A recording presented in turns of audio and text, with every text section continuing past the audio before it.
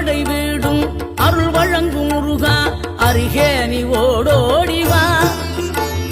மூவிரண்டு முகம் சொலிக்க ஆறிரண்டு கரங்களுடன் ஆதரவு தர ஓடிவா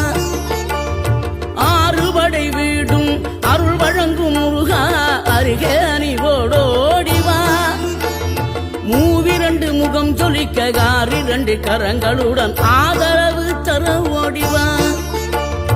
ஈசன் மகனே என்னை காக்க இங்க உனையன்றி வேறாரையா